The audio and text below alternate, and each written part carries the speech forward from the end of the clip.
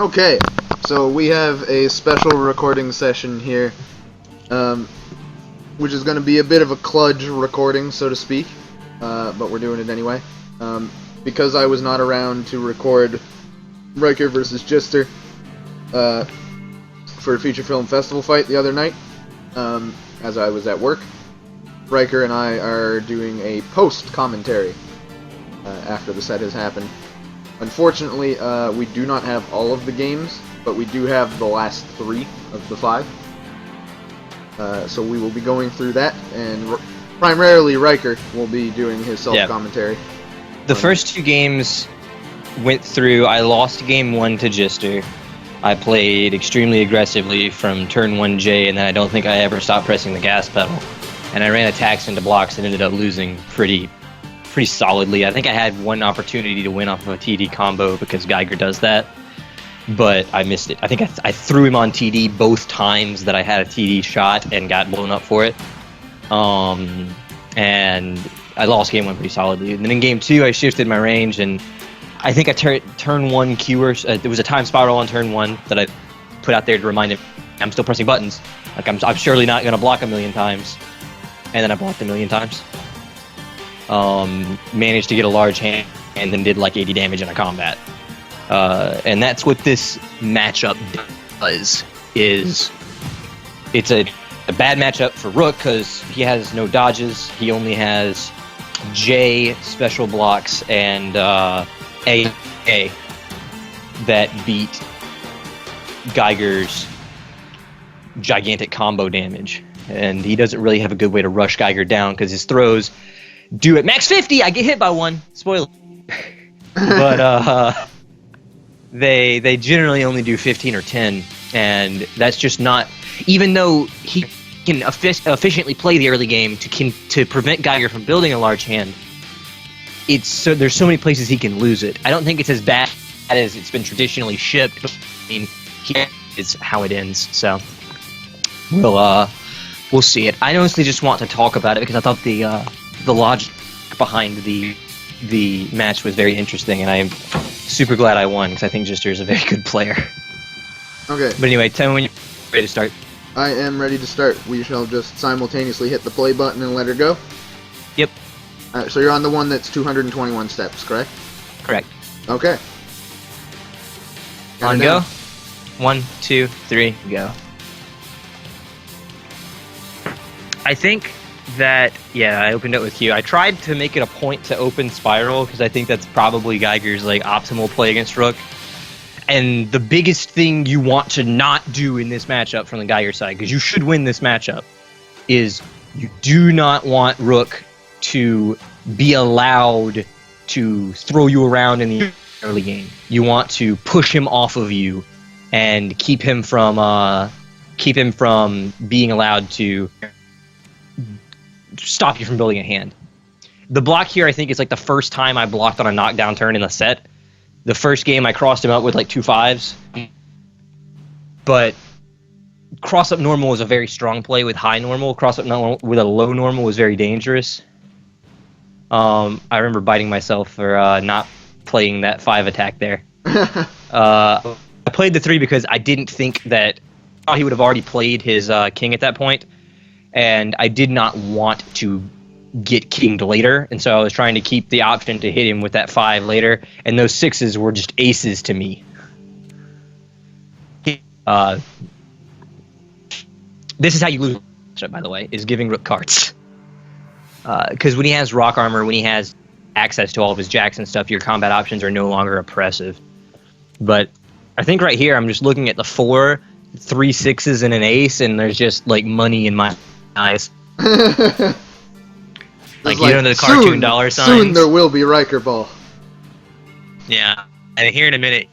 Yeah, that's the first K I hit in the set that wasn't a combo. Yeah, and that was the moment where I'm like, yep, it's all over here. I'm going to play an option that's not one of these 6s real quick. Yeah, I was going to say, that is 4 6s. Oh boy. I trade those up because I'm like, those things are no good to me anymore. I can't get another one to trade with. Here, that's 4 aces, 4. I don't know if I played the 4 immediately here, I think I do because there's a Q in my discard. I don't generally want to play one until there's a face card in my or a face card, a J or Q in my discard. Because efficiency, and I have a bad habit of not playing fours when I should. Because there's not one in the discard. I like his reaction. And a Joker that keeps myself safe. Here we go. He's already played 1 or 2 J's at me at this point. Yeah, he's already played Jacks. And so, in game 2, I think I opened him up with AA. So, I went for the throw here, thinking it would be special block. That's what the option probably has that beats AA is. And he blew up throw earlier. I was hoping he wasn't looking for it. And this is dangerous. What I do here, I don't necessarily recommend. I did it here, but what I'm doing here is 2 cards because I have a burst and an 8. My thought process is I can do all this damage because these cards here, you gold burst against Rook. You don't blue burst against Rook very often as Geiger because aces are so valuable. I'm like, I have 2 cards in my hand. If I hold on to this for a little after playing that 8, then he'll surely think that I'm out of options, right? I drew that 7 and immediately he's going to throw me. Or he's going to, not throw me, but block because I have an option in my hand. Oh. I thought I played the other side. I ungame myself. I thought he was going to throw me, apparently. But I want to not make him think that Joker's in my hand, so I'm down to play something crazy on the first turn, so that he'll walk in Joker in the future, but it blows up, and this is where the game goes south. Uh-oh. I have 88 health, he has 15, but he has 13 cards in hand, and I have 2. And I played this very badly. Because I've already attacked with 1/7. I don't think I throw for the rest of this game. Bring in the dancing windmill crushers. See, that 8, though, is very good, because when Geiger gets down to no cards, it's just like, hey, I got 5 spirals in this card, I know what my next 5 are going to be, I probably something decent here, and I try and set up a block. Why did I grab that, too? Did you take that old Garage. That's why I got that too. I was scared of Jack and aces. Oh, he gold bursted at you. Yeah, exactly. I couldn't remember why I'd grabbed the 2 at the top of the deck. I really wish Replay would let you see what was on the deck, because I have no idea what I'm about to draw, but I ordered it. Me in the past does. Yeah, that's what the 2 was for, was the knockdown into 5. I seem to remember getting halfway through this this set of cards. See, this is what spooks me. For the rest of the game, I am spooked because those 2 trade-ups happened. I'm like, oh man, he's got Checkmate Buster. Let's go over and take a look and see if he actually does, which he doesn't. Yeah, I was terrified. As you should have been. I mean, his hand is pretty scary. The Q there was lethal so that it couldn't be bursted. I bit myself later for not playing the 5 because I wanted to keep a block, even though I realized that I'm not very likely to play that block because I'm scared of Checkmate Buster.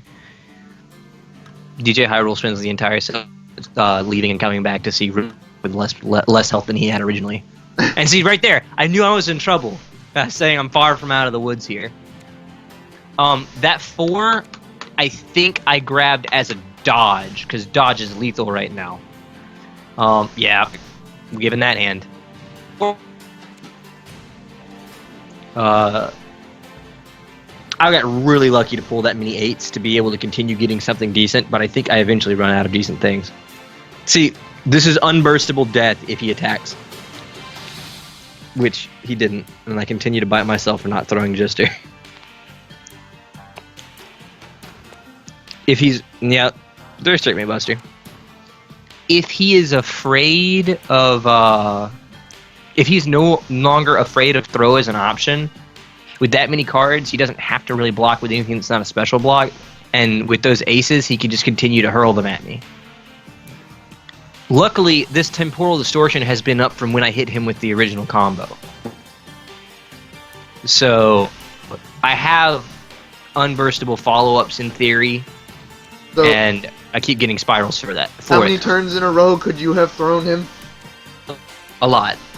I think it's like 4 or 5. I told you I didn't play this cleanly. Oh. Yeah. I need to get hit with like 3 more of those. Or 2 more of them. I was gonna say, I hope it's not 3 more. Otherwise, Just- you lied in the results. Yeah, I threw him. I did it. No, I didn't. I lied. I blocked. I can't tell which way these cards are facing.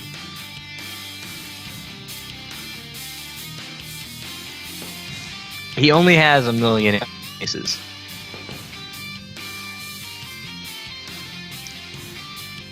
This was such a shitty situation because I was almost certain that Djister was coming, or not Djister, that Windmill Crusher was coming, and it checkmated my entire hand. But instead, I dinked myself for 2. All you had to do was press the throw button, Drew. Yeah, you're right. I knew that. In the match, I knew that, but I couldn't bring myself to do it, so I played 7 attack and a jack.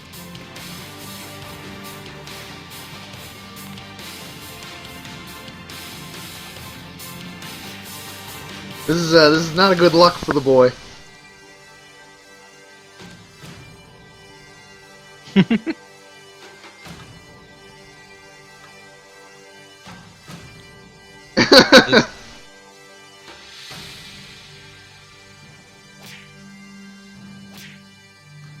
So, I've managed to lose, like, what at this point? 51 health? Because I was at 88 when it started. Yep. And I've won a grand total of 1 combat. No, 2, because I blocked something. I blocked an AA. You've also still got a hand only 2 cards larger than when you finished that combo. 1. Yeah, 1 card larger. Because you just kept mashing the attack button. Here I made a hard choice to dodge instead of keeping that, and so that I might could get something in the future, but that checkmated my entire hand. The 3 as an attack was the best thing I could play at that situation, and it would have gotten him down to 4 health, and that's not a really big difference. It means random 5 and 6 killing. Ooh, you got And 2-3 does it. down to 22 life. That's not where you want to be. Why I blocked there, I do not know. I don't know why I would ever want to block in a scenario with that 3. I think I decided to hold the K here because I want it for an emergency situation the next turn, and I played the dodge to try and make him think I don't have a K, because he can't kill me because he doesn't have Checkmate Buster.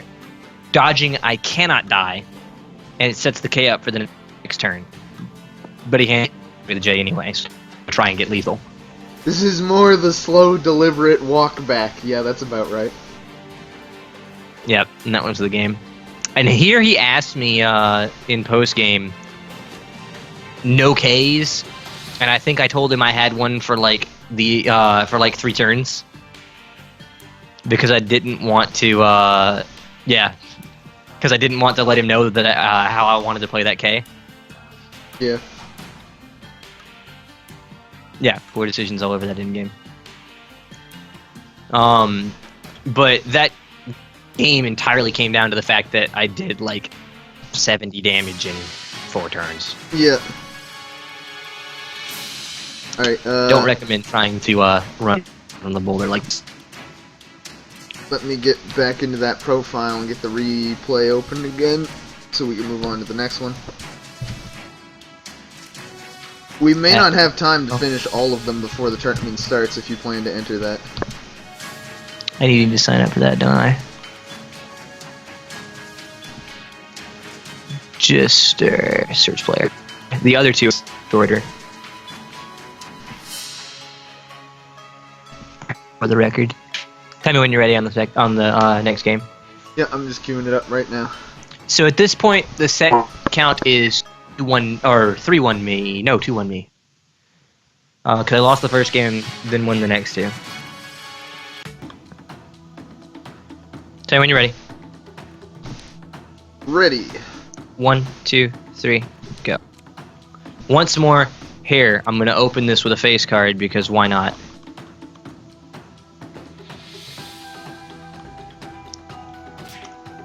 Sonic boom.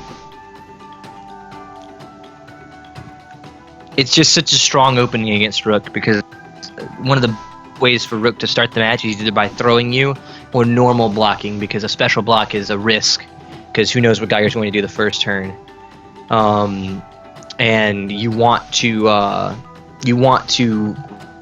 option cover that because Rook can win with with a hand or by throwing you a lot.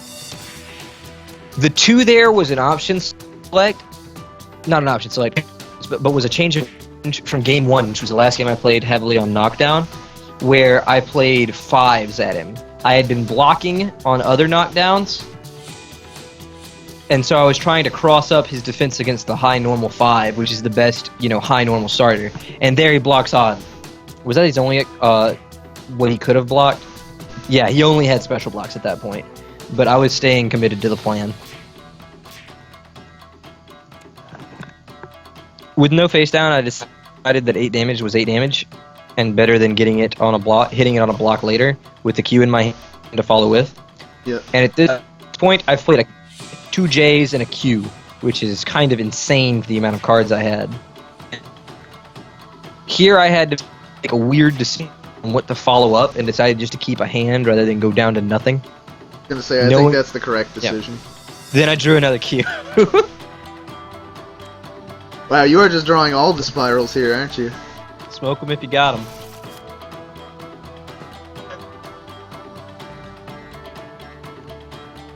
Entangling Vines is really awkward for everybody involved. I don't like it much at all.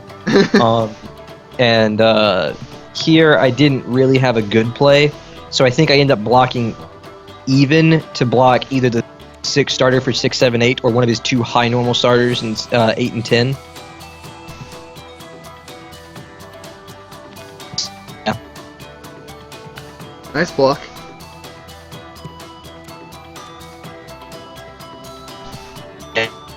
Yeah, Rook Raw 10 is terrifying. At this point, I've got a J in my hand, and so it immediately leaves my hand. And how many face cards have I played at this point? 7 face cards, I think? No. That's almost 6 face unfair. cards. 3 jacks, 2 Qs, and a K. And I'm holding another K.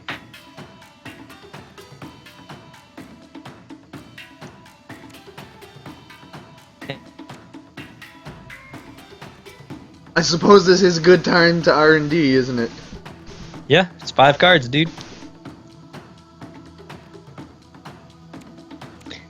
And here I set up to have 2 aces in my hand next turn. Because you have 3s and 5s to power up. Gross. Probably, honestly, better than giving him a card in that scenario. I remember wanting to power up here, if this is the game I think it is, and realizing the Joker was coming the next turn and not being able to do it. So, of course, I play the raw Joker now that it'll give me 4 aces. Raw Joker against Rook is very good.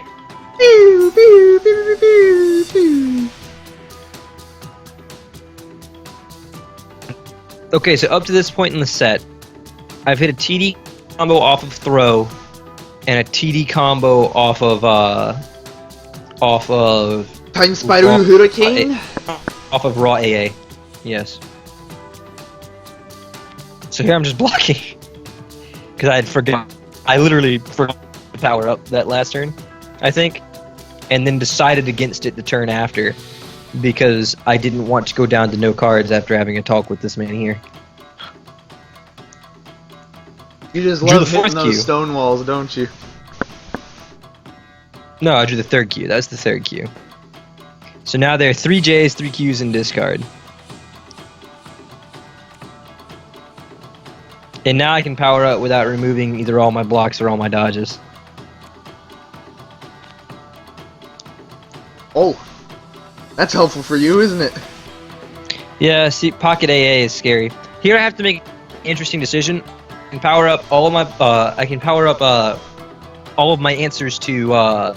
Windmill Crusher? See, okay, those 5s gone. No reason to keep those 5s. Those are the easy ones. You can either power up all your answers to Windmill Crusher, all of your throws, or all of your dodges. And I ended up going with the 6s because Windmill Crusher loses to the aces that I'm likely to play with that 4. I don't remember if I try and knock him down before entering Temporal Distortion, or I just went for it. You also then immediately drew a 5, giving you another answer to Windmill Crusher. Yeah, well, I'm lucky. And then I just played it.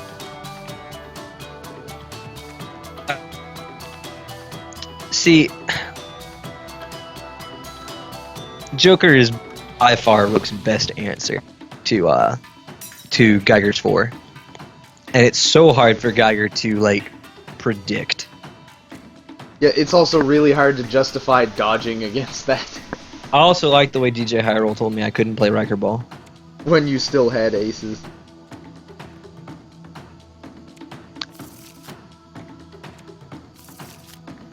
See, here now I don't have a throw, which puts me in an awkward scenario. I wanted to power up to back him off, because we had a lot of cards, and I didn't want to lose that the 4 ability without being able to follow up. Oof, that's gonna be a bad feel. I remember kicking myself for not playing AA there. See, with a 4 up, I can play a Time Spiral at knocked down Rook now, and it will it can beat his block, and I won't need that 4 unless it's going to connect.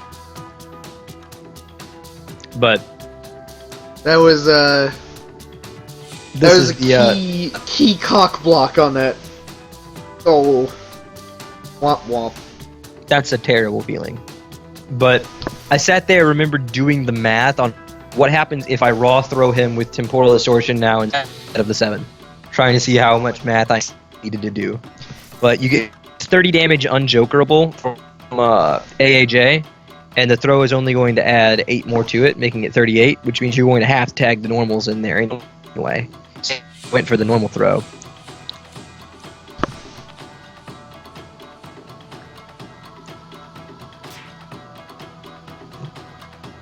I remember thinking pretty hard about whether to play the face down there.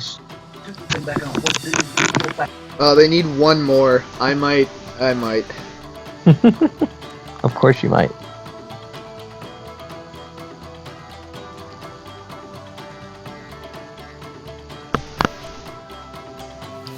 See, now I'm in an awkward scenario where that 4 is almost certainly reserved for being a 4. Being the ability side. We're not going to have time to get the 3rd game in. I don't have a throw.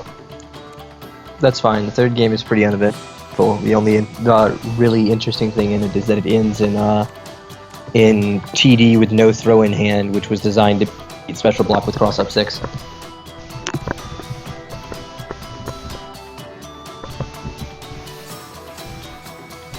Finally, draw a throw, immediately play Temporal Distortion. The second J gives me lethal off of throw or off of landing it raw, and then I undercut the jack. You did it. So that's 29. I ended up following it up with I think straight, so that I would be able to pull one of these aces back. I can't remember if I keep the 7 or not. Maybe I don't remember the mathematics on it, and I'm not calculating it in my head that fast anyway.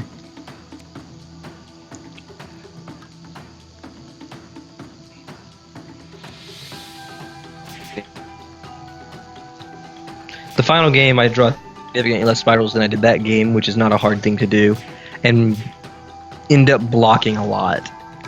And eventually killing him with a T bow off of cross up 6.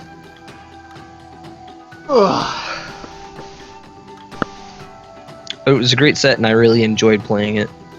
I'm feeling incredibly good still the day after that I managed to pull it off. Indeed.